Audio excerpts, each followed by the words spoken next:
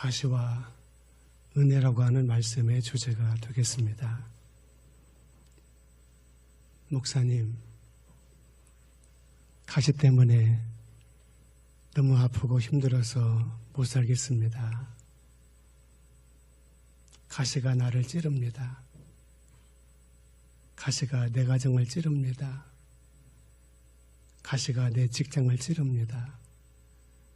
가시가 내 사업장을 찌릅니다. 가시 때문에 너무나 괴롭습니다. 너무 힘듭니다. 못 살겠습니다. 많은 사람들이 아우성입니다. 오늘 본문에 나오는 사도 바울이 말하는 가시는 딱딱하고 모처럼 뼈 쪽에서 찔리게 되면은 큰 상처가 나고 심하면은 죽기까지 하는 가시를 말하고 있습니다. 바울은 많은 은혜를 받은 사람입니다. 3층전까지 갔다 왔습니다.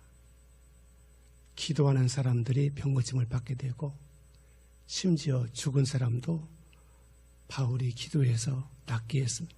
살아나게 했습니다. 엄청난 은혜를 받은 사람이에요. 그런데 사도 바울에게 몸에 가시가 있습니다. 그 가시가 바울을 찌릅니다. 바울은 그 가시 때문에 고통스럽고 괴롭고 너무나 아픕니다. 바울의 가시를 학자들은 두 가지로 추정합니다. 하나는 안질일 것이다. 안질. 또 하나는 간질일 것이다. 바울의 몸의 가시가 안질이든 간질이든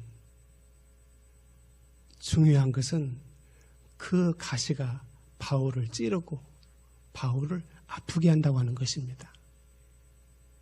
그래서 바울이 이 가시를, 몸의 가시를 하나님께서 제거해 주시도록 간절히 하나님 앞에 3번을 기도했습니다. 그런데 하나님께서 이렇게 응답해 주십니다. 내 능력이 약한 데서 온전하여 짐이라. 이게 하나님의 응답입니다. 가시의 종류가 있습니다. 질병으로 오는 가시가 있습니다. 바울에게 질병으로 오는 가시가 안질이든 간질이든 괴로운 거죠. 바울을 아프게 합니다. 바울을 찌르게 합니다. 또 몸에 고질병이 있습니다. 병원에서도 가서 치료를 받아도 치료가 안 되고 약을 먹어도 치료가 안 되고 수술을 해도 다시 재발하고 고질병과 같은 병, 우리 몸에 가시인지도 모릅니다. 또 코로나도 가시입니다.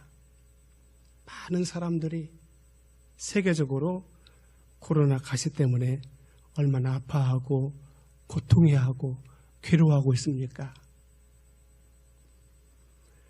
사람을 통해서 오는 가시가 있습니다. 야곱에게는 에서가 가시였고 사라에게는 하갈이 가시였고 한나에게는 브닌나가 가시였고 다윗에게는 사울이 가시였습니다.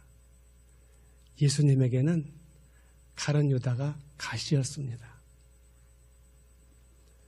어려움을 통해서 오는 가시가 있습니다. 시험, 이것도 가시입니다. 환난, 이것도 가시입니다. 풍랑, 이것도 가시입니다. 역경, 이것도 가시입니다. 실패, 이것도 가시입니다. 고통, 이것도 가시입니다. 괴로움, 이것도 가시입니다. 목회의 사역에도 가시가 있습니다. 제가 담양 금정교회에 금정교회에서 전사로 심하고 있을 때 서귀래 집사님이 계십니다. 하우스를 해서 큰 소득을 보시는 분인데 한 번은 재직회 때 어떤 난건으로 말미암아 그분이 저에게 재직들 있는 자리에서 성질을 내면서 삿대질을 하고 큰 소리를 쳤습니다. 저는 그때 큰 충격을 받았습니다. 더 이상 아무 말도 하지 못하고 그 자리에서 그렇게 얘기했습니다. 저는 집사님을 잊지 못할 것입니다. 그리고 얼마 안 돼가지고 금정교회를 사임하고 전라남도 장성에 있는 약속교회로 부임하게 되었습니다.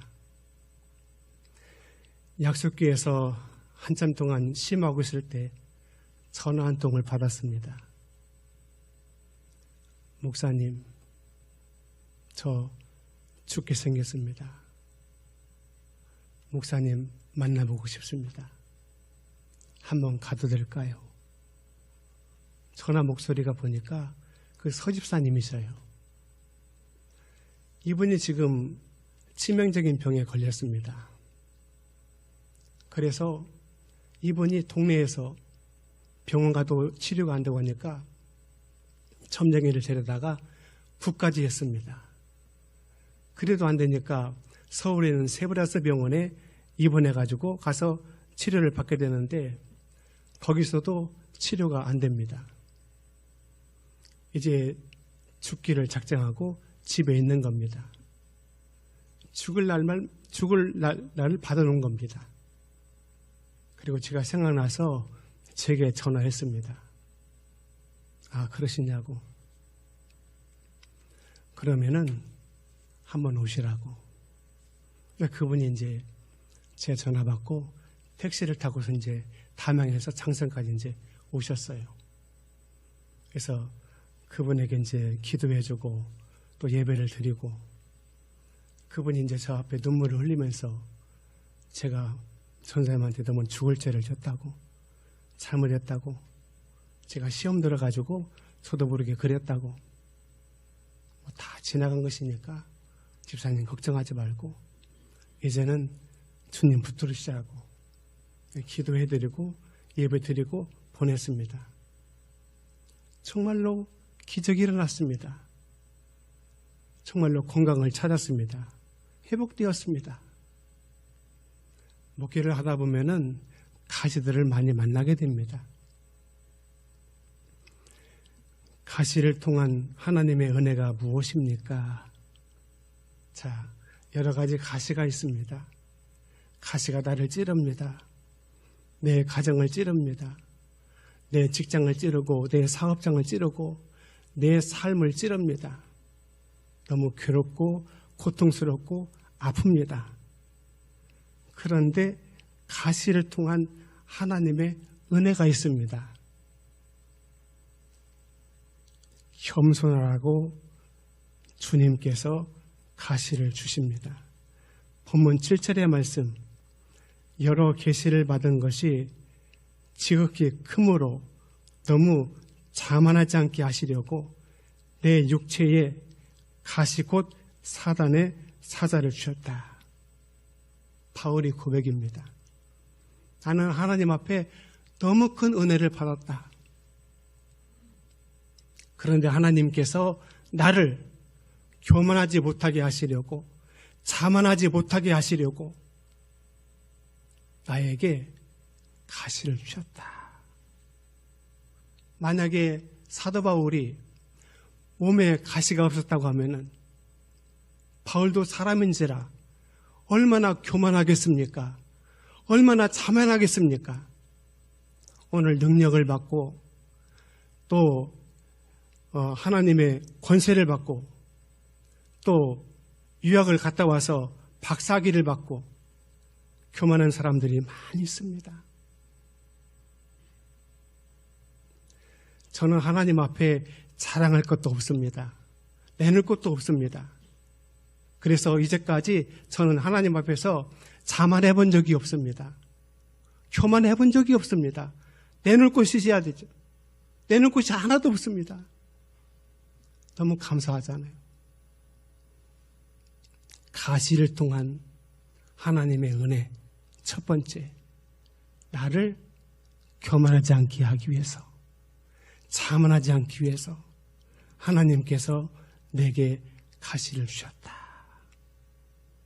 하나님의 은혜입니다. 가시가 하나님의 저주가 아닙니다. 가시가 하나님의 징계가 아닙니다. 가시가 하나님의 심판이 아닙니다. 가시는 하나님의 은혜입니다. 나를 교만하지 않게 하시려고, 자만하지 않게 하시려고 하나님께서 은혜로 내게 가시를 주셨다. 가시를 통한 하나님의 은혜. 둘째, 은혜를 주시려고 가시를 주신다. 은혜를 주시려고 가시를 나에게 주신다. 한나는 누가 가시였습니까? 분인나가 가시였습니다. 한나는 남편의 사랑을 많이 받지만은 자식이 없습니다. 그런데 첩인 분인나는 자식이 있어요. 아들이 있어요. 딸이 있어요. 그 분인나가 한나를 찌릅니다. 아프게 합니다. 한나가 얼마나 괴롭습니까? 그런데 한나가 하나님의 제단에 나아가서 하나님 앞에 부르짖고 기도하며 간구합니다. 그래서 얻은 아이가 사무엘입니다. 사무엘. 사랑하는 여러분, 왜 하나님께서 한나에게 분인나라고 하는 가시를 주어가지고 한나를 찌르게 했습니까? 한나가 하나님을 의지하게 하고 하나님을 찾게 하고 하나님 앞에 기도하게 하고 부르짖게 하셔서 한나에게 소중한 아이 사무엘이라고 하는 선물을 주시려고 하나님께서 한나에게 분인나라고 하는 가시를 주셨다고 말해요. 여러분, 가시는 하나님의 저주가 아닙니다. 하나님의 심판이 아닙니다. 가시는 하나님의 은혜입니다. 가시를 통한 하나님의 은혜. 세 번째, 하나님의 뜻을 이루게 하시려고 하나님께서 우리에게 가시를 주신다. 로마서 8장 28절, 우리가 알거니와 하나님의 사랑하는 자 곧 그의 뜻대로 부르심을 입은 자들에게는 모든 것이 합력하여 선을 이룬다. 사랑하는 여러분, 질병도 선을 이룹니다. 가시도 선을 이룹니다. 환난도, 풍랑도, 역경도, 실패도, 시련도, 고통도, 어려움도, 괴로움도 지금은 아프지만은 시간이 지남에 따라서 선을 이루어 가게 되는 것을 보게 됩니다. 하나님의 선하신 뜻을 이루게 하시려고, 선을 이루게 하시려고 하나님께서 우리에게 가시를 주신다. 가시라고 하는 시가 있습니다. 어느 날 내 삶 속에 가시가 돋아났네.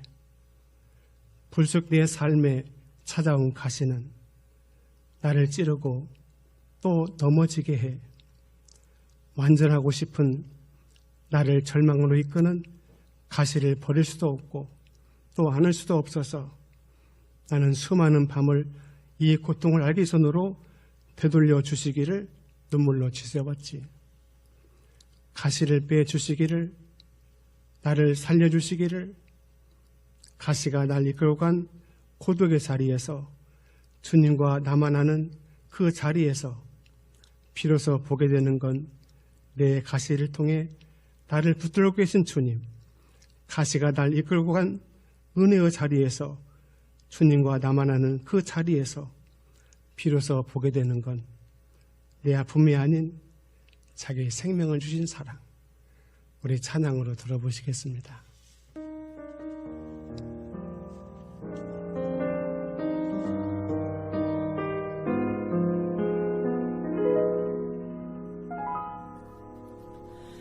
어느 날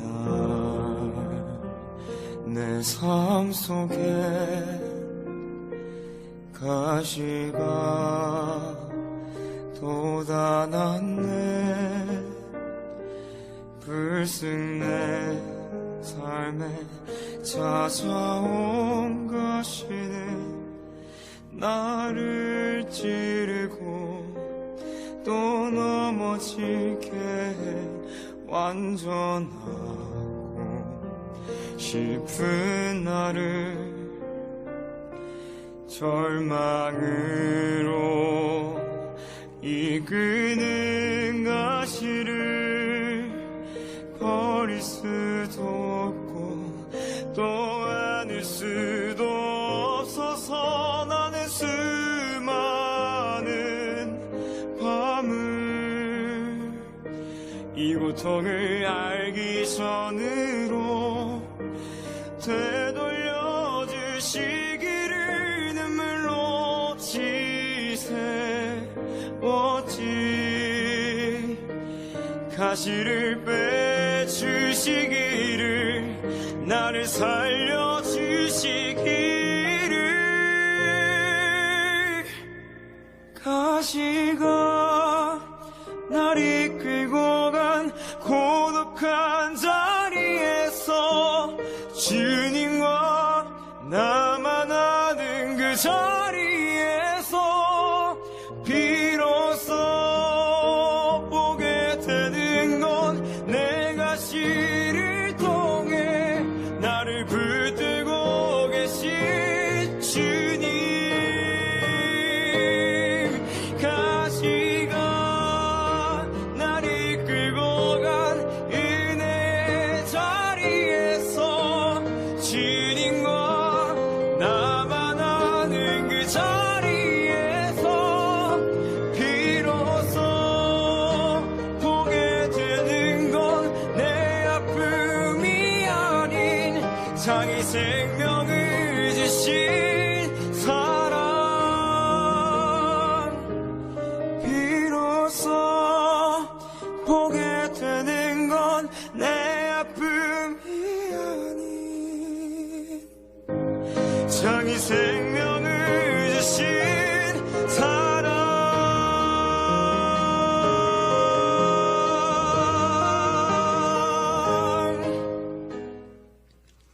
결론입니다.